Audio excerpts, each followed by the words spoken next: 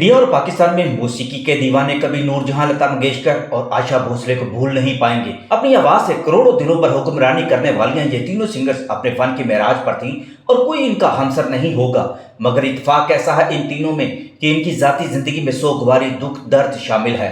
मगर ये बहुत कम लोग जानते हैं कि उन्होंने किस कदर दर्दनाक जिंदगी गुजारी थी। लता जी और नूरजहां तो अपनी जिंदगी की तलखियों को समेटकर इस दुनिया से चली गई हैं, लेकिन आशा भोसले अभी तक जिंदा हैं।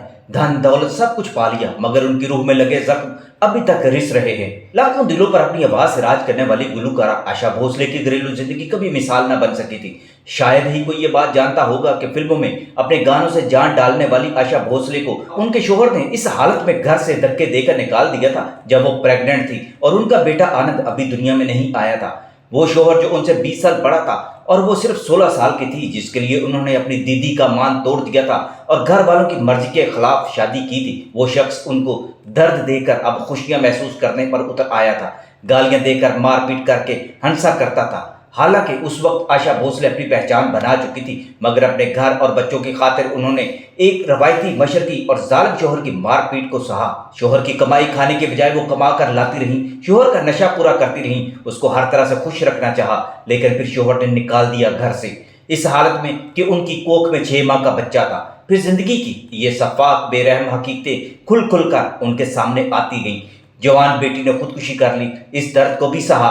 दोबारा शादी आर.डी. बर्मन जैसे मौसीकार से कर ली, मगर वो भी दर्दनाक बन गई। अब तो आशा जी 90 साल की होने वाली हैं, मगर 16 साल की जिंदगी में उठाए कदम और अपनी जिंदगी की महरूमियों को वो अभी तक नहीं भूली। अलबत्ता हंसकर पी जाती हैं और हिम्मत और जुर्रत की मिसाल बनकर जिंदा हैं। दोस्तों, शायद आप ये बात नहीं जानते होंगे कि आशा जी ने अपने पहले क्रश यानी अपने पहले प्यार से आज तक वफा निभाई है। उनके नाम के साथ आज तक भोसले का नाम लिखा हुआ है। वो भोसले जिसने उनके साथ बेवफाई की थी, लेकिन आशा भोसले अभी तक अपने साबका शोहर के साथ वफादारी निभा रही हैं और अपने नाम के साथ उनका नाम जोड़ा हुआ है। उनका पहला क्रश ही उनसे 20 साल बड़ा और उनकी बहन लता जी का सेक्रेटरी गंपत राव भोसले था। गंपत राव ने आशा जी को ऊंचे ऊंचे ख्वाब दिखाए थे और उन्हें लता मंगेशकर से बड़ी सिंगर बनाने का वादा किया था और वो कहा करता था कि उनकी दीदी को तो उसने ही फिल्म की दुनिया में मुतारफ कराया है। अपनी चिकनी चुपड़ी बातों में एक कम सनी लड़की को वर्गलाकर शादी करके गंपत राव ने अपना अहद पूरा करने की पूरी कोशिश भी की, लेकिन लता जी की मुखालफत की वजह से आशा भोसले को कोई काम नहीं मिलता था उस दौर में। शादी के 1 साल बाद जद्दोजहद के बाद आशा को 3rd क्लास और गुमनाम फिल्मों के लिए गानों का मौका मिलता रहा। कई गाने उनके रिजेक्ट होते रहे। उस दौर में वो मेलों में जाकर गाती रहीं, क्योंकि उनके शोहर ने अब उन्हें सोने का अंडा देने वाली मुर्गी बना लिया था। आशा थोड़े थोड़े पैसों में गाकर घर चलाने लगी और फिर उन पर शोहर का असल चेहरा बेनकाब होता चला गया। दीदी और माँ बाप रूठ चुके थे, लेकिन जब पहला बेटा पैदा हुआ तो उनकी सुलह हो गई। अलबत्ता उनके साथ बिजनेस क्लैश बरकरार रहा। लता जी उस दौर में A क्लास सिंगर थी और आशा C-D क्लास में शुमार होती थी, लेकिन फिर उन्हें शादी के 3 साल बाद फिल्म संगदिल में सज्जाद हुसैन जैसे मौसीकार ने एक गाना देकर सहारा दिया, तो अगले साल बिमल राय ने अपनी कंपोजिशन में उन्हें चांस दिया, तो आशा भोसले की उम्मीदें रंग लाने लगी। राज कपूर की फिल्म में गाना गाने के बाद आशा भोसले को उम्मीद बंध गई थी कि अब वो कुछ कर लेंगी, मगर हालात एक जैसे न थे। उन्हीं दिनों उनकी तबीयत खराब रहने लगी तो अपने शोहर से कहने लगी कि अब वो आराम करना चाहती हैं, इसलिए अब वो खुद कमा कर लाएं।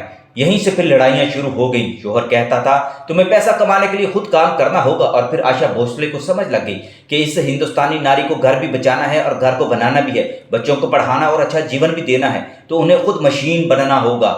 आशा भोसले ने अपनी बीमारी और दिन रात की थकन को भुला दिया और जहां से काम मिलता, जैसे तैसे मिलता, वो करती चली जाती और पैसा शोहर की मुट्ठी में लाकर थमा देती, जो उसी रात शराब में उड़ा जाता था। यूं ही जिंदगी के शराब में भागते हुए 7 साल गुजर गए और ओपी नैयर उनकी जिंदगी में आ गए। उन्होंने लता जी की दुश्मनी में आशा भोसले को अपनी कंपोजिशन के लिए चुन लिया और उनकी आवाज का ठीक से इस्तेमाल शुरू किया, तो आशा भोसले की किस्मत का सितारा शादी के 7 साल बाद चमकने लगा। मगर यही वो दौर था जब आशा जी पैसा कमाने वाली मशीन बन चुकी थी, बच्चे भी पैदा कर रही थी, घर भी संभाल रही थी और उनका महबूब शोहर शराब पीकर मस्त पड़ा रहता और गालियां देता रहता था कि देखो मैंने तुम्हें कहां से कहां पहुंचा दिया और अब तुम मुझे टाइम नहीं देती। और फिर इंतहाई घिनौने इल्जाम लगाकर गणपत राव ने प्रेग्नेंट आशा भोसले को धक्के देकर घर से निकाल दिया था। 1960 में उन्हें तलाक हो गई।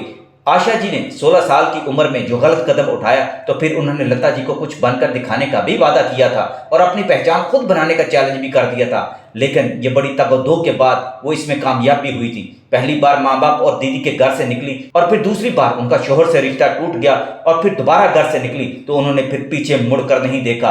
अपने 3 बच्चों के साथ बिखरी हुई जिंदगी के ताने बाने को जोड़ती हुई आशा भोसले फिर उठ खड़ी हुई और बतौर गुलकारा और अपनी पहचान बना ली। एक बार उनकी बेटी ने उनसे पूछा था कि जब आपकी सुलह हो गई और आपकी बहन और घर वाले आपके साथ मिल गए थे तो फिर क्यों आपने इतनी मेहनत की और इसकी वजह से अपने बच्चों के साथ वक्त नहीं गुजार पाई। आशा का जवाब था, एक बार जब मैंने सोच लिया कि किसी के सहारे जिंदगी नहीं गुजारनी तो फिर घर वालों का मुंह क्या देखना, किसी की हमदर्दी पर रहना भी तो बच्चों के लिए नुकसानदेह होता है। आशा की आवाज की खासियत को दरअसल मौसीकार ओपी नैयर ने ही पहचाना था। शोहर से अलग के बाद ओपी नैयर की मौसीकी और आशा की नशीली आवाज ने फिल्म इंडस्ट्री को बेहतरीन गाने दिए। ऐसा माना जाता है कि दोनों में गहरा जज्बाती रिश्ता भी था, लेकिन कुछ तलखियों की वजह से दोनों का यह रिश्ता कुछ सालों के बाद टूट गया। दोनों ने यह तय कर लिया कि वो एक साथ कभी अब काम नहीं करेंगे। फिर आशा और आर डी बर्मन की जुगलबंदी शुरू हो गई। आर डी बर्मन ने आशा भोसले की बेआबाद निजी जिंदगी को आबाद करना चाहा, मगर आशा और आर डी बर्मन ने खानदानी मुखालफत के बावजूद शादी कर ली और जिंदगी के कुछ बेहद खुशनुमा साल साथ गुजारे, लेकिन उन्हें सुख न मिल पाया। 90 की दहाई आते आते इस रिश्ते में भी तलखियां आना शुरू हो गई और आखिरकार दोनों अलग रहने लगे। आर डी बर्मन की शराब नोशी ऐसा काम था जिसने आशा को उनसे दूर कर दिया था। अलबत्ता आर डी बर्मन की अचानक मौत ने आशा को एक बार फिर हिला कर रख दिया, लेकिन आशा अपने नाम की तरह एक नई उम्मीद के साथ आगे बढ़ी और टूटी नहीं। मगर जब बेटी ने 2012 में खुदकुशी कर ली तो उस वक्त उन्हें लगा आज वो मर गई हैं, लेकिन जिंदा रहकर मरने का तजुर्बा उन्हें फिर उम्मीदें दिलाता हुआ आगे लेकर चलता रहा।